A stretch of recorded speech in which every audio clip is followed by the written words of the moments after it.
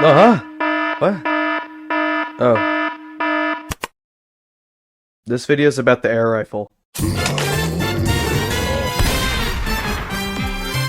Hey, it's me, 2 for 2, and the air rifle is probably my new favorite gun in GMB. Move over, horse artillery pistol. No, please wait, I'm sorry, I didn't mean to hurt you. The air rifle is just such a fun gun to use, mainly because it's actually kind of good. Yeah, you heard me, the weapon with 31 shots isn't actually a piece of junk. Why do you guys keep commenting this on my videos? Okay, but before I get ahead of myself, let's talk about the stats. Stats of the air rifle are pretty confusing, but I'll try to explain them the best I can.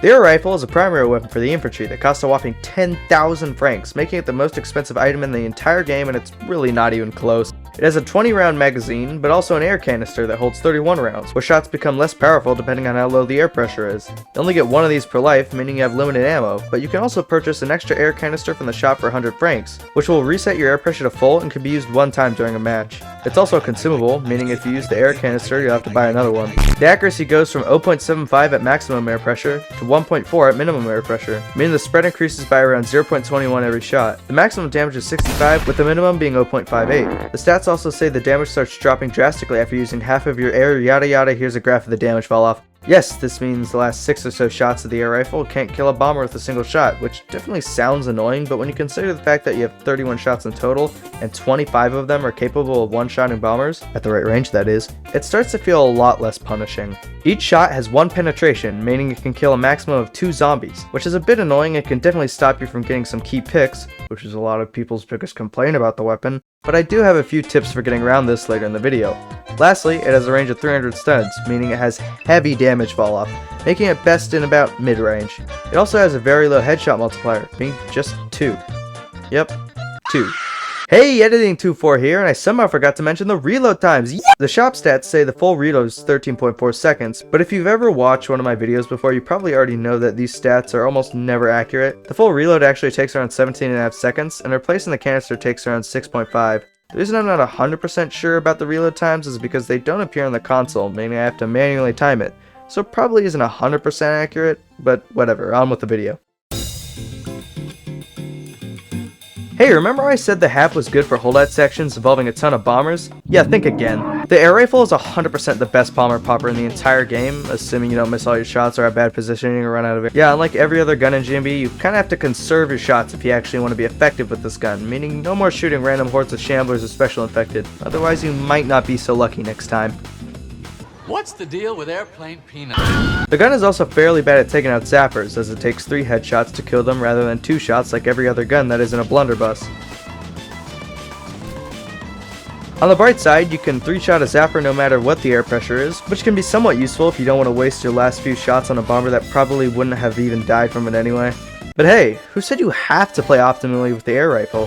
Who cares what you shoot? I certainly don't. Okay, maybe your teammates do, but who gives a shit about them anyway? You have like 50 of them watching your back at all times, and don't you think too hard about that, alright? So you know what? F it, let's run and gun. Now I know this looks stupid, but trust me, this always works 100% of the time. God damn it. Listen, that was just a fluke. I promise I'll get him this up. For fuck's sake.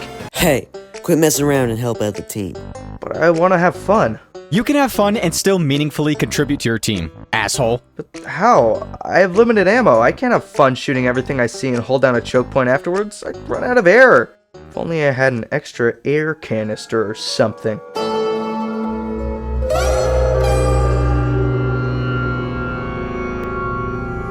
That's right, baby. The air canister consumable is good, actually. The extra air canister allows you to use the air rifle more liberally, which is especially good for those longer objective maps. You can shoot all the bombers, igniters, and runners you want, and once you've reached the finale, you can swap out your canister as if nothing ever happened. Of course, this does come at a cost, a 100 franc cost in fact, which is about the amount of francs you get every round. So you should only really do this if you A, have a lot of money, or B, you just want to have some fun. Or if you don't care about any of that, you could just reset before a respawn point, but come on now, you wouldn't do that, right? The air canister's effectiveness is also fairly map dependent, and by map dependent I mean use it on San Sebastian and Roscoff as they're fairly long and you're guaranteed to encounter a ton of zombies before the finale. Catacombs only spawns bombers during the finale, Varderhus spawns bombers during the final 2 holdout sections, Copenhagen has too many indoor areas with no bombers during the finale, and Leipzig, well, it exists. By the way, there's this one setting that automatically switches your class after every wave on Endless, meaning you can effectively get a full ammo refill every wave. You get less franks for doing this, as the game still counts you as dying whenever you respawn, but your wave survived won't be reset, meaning you can use this to easily grind Old Guard. Though this is assuming you somehow got 10,000 franks before unlocking Old Guard, which I guess isn't actually that implausible. Well, wouldn't the air rifle be bad on Endless? The large horns make it impossible to take out bombers, right? Well, you do have a point. The horrible penetration of the air rifle obviously makes it pretty difficult to hit shots on bombers that are hiding inside crowds of shamblers. This is true on every map, and it's kind of annoying. However, this can be completely negated with one simple trick: good positioning. And by that I mean get on the high ground. That's right, the biggest counter to the air rifle's low penetration is being high. Every Endless map in the game has some sort of elevated area, and it's no wonder why these are the usual camping spots. Well, unless you're playing Tyrol, but I mean, come on, it's Tyrol. Some of these spots include sitting back and just popping every bomber you see is incredibly satisfying, and it's become one of my new favorite things to do in G&B. Sorry man, you still haven't sold me on this thing. There's never gonna be a situation where you'll actually need this weapon. A carbine or HAP would do its job just fine, as you have at least 14 other line infantry helping you snipe bombers anyway. Well, you know what I think about that, punk? You're right. Yeah, there really isn't any getting around it. The air rifle is kind of, well, overkill when you remember the fact that you have 19 other teammates. However, there is one situation where the air rifle is undeniably goated, and that would be...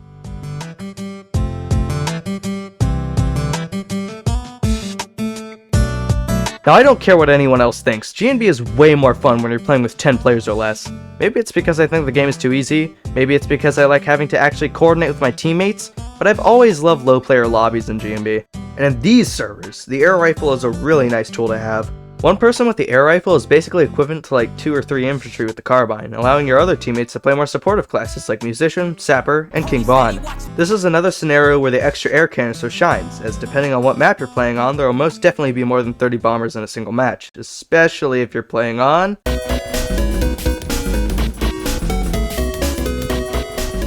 These transitions are great, right? Hey, did you know that hardcore spawns more special infected like bombers and igniters? Of course you did, you weren't born yesterday. I think it goes without saying that anywhere that spawns a lot of bombers is a great place to use the air rifle, and hardcore is no different. Blah blah blah, more bombers spawn on hardcore, making it more useful. This also makes the extra air canister useful, we get it, I hate talking about hardcore. But what if you don't want to waste your shots?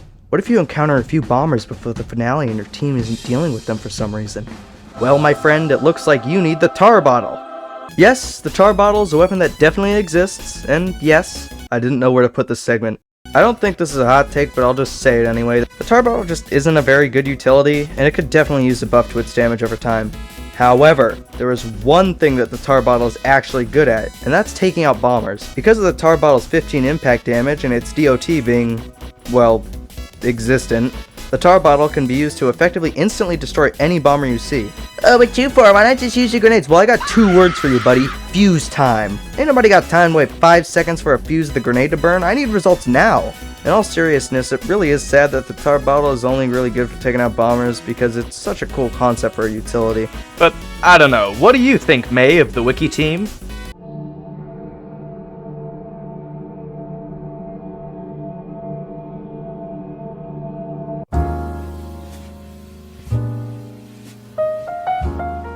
At the end of the day, is the air rifle really that bad? I mean, I wouldn't say so. Its bomber popping capabilities, while definitely overkill in your average match of G&B, is without a doubt incredibly powerful, especially in smaller servers or when most of your team isn't allowed to take care of the bombers. It does sort of suck at killing everything else though, besides igniters, which does take a point or 2 off of its final score. Speaking of the final score, I'll be giving it a 7 out of 10 in terms of effectiveness, but a 10 out of 10 in terms of fun. No, seriously, this thing's incredibly fun to use, which at the end of the day, isn't that the point of video games? But only when I'm winning. Oh, I think that about wraps it up. Sorry it took me so long to make this video. At the time of writing this, I've been sick for a while and it's really starting to piss me off. Anyways, I'm getting ahead of myself. Like the video if you liked it, subscribe if you'd be so kind, join my Discord to submit art and hang out with my mentally ill fans, and this is me, signing out, goodbye. Hey, idiot! The air rifle isn't good actually, it sucks! Look, it's so weak against these zombies! Why would you ever use this? Well, maybe if you stopped using it like a troglodyte and instead prioritized special zombies like igniters and bombers, you wouldn't be having this problem in the first place!